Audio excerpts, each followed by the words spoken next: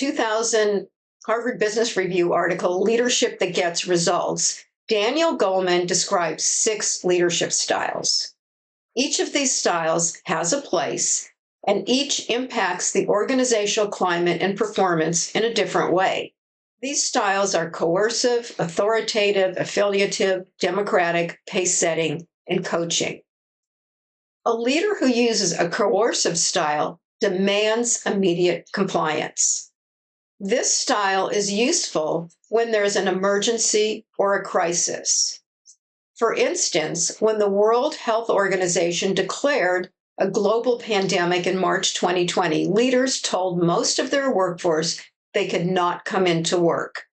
There wasn't time to have a discussion as lives were on the line, as we all remember. Likewise, leaders overseeing essential workers, for example, those involved with food production and distribution, had to quickly find ways to keep those workers safe. On the other hand, a leader who always uses a coercive style, which we also describe here in the United States as command and control, will be ineffective, especially with knowledge workers. Goleman describes the authoritative style, whose name, in my opinion, is misleading, as useful when an organization is adrift. I like to think of this style as visionary. An authoritative or visionary leader communicates a clear and compelling vision and mobilizes people to follow them in achieving that vision. The affiliative leadership style focuses on creating harmony and building relationships.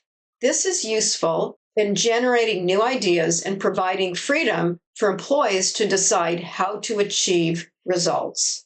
It is especially useful in building morale or repairing broken trust. The downside is that if it's overused, poor performers may not be held accountable and employees may not receive the constructive feedback necessary for their ongoing growth. The democratic style is characterized by encouraging participation in order to create a consensus. It's especially useful when a leader needs everyone to buy into a new initiative or direction. This style is similar to the collaborative conflict management style, which, as you may recall, when overused, results in endless meeting and decisions remain open rather than being closed so that everyone can move on and work can get done. Goleman suggests that the pace-setting style, like the coercive style, should be used sparingly. The pace-setting style is useful when high-performance standards are necessary. For instance, when a competitor is taking away significant market share and your product or service needs to be quickly updated. It's not a style that works as an overall strategy because it overwhelms employees and morale drops. The last style Goleman describes is the coaching style.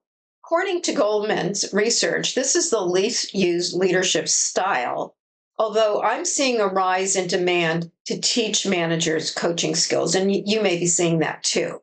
The purpose of this leadership style is to develop the skills of their employees, both so they can improve their current performance and develop for future roles.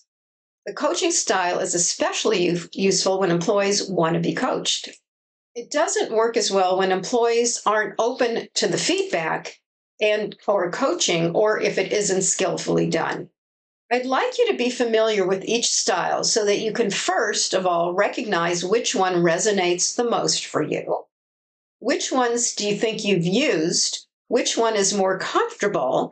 And which ones might you need to flex given the situation and the ones that you've used the least? In context with emotional intelligence, the idea is not to use the same style with each situation. As a leader, you should be able to modify your leadership style as and when the situation demands. Goleman suggests you develop a repertoire of at least 3 styles. If a house is on fire, you will most definitely need to use a coercive style. Sometimes the authoritative style is a better bet. Sometimes it's the democratic style that needs to be used in order to give everyone a voice. The pace-setting style is used to ensure that a pace is set for others to follow.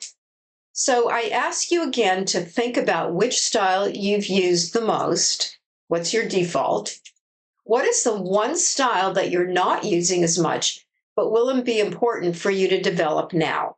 What's the match between your preferred and least preferred leadership style in terms of your strengths, values, purpose, and brand? How will you resolve conflicts between any of these leadership skills to be more effective as a leader?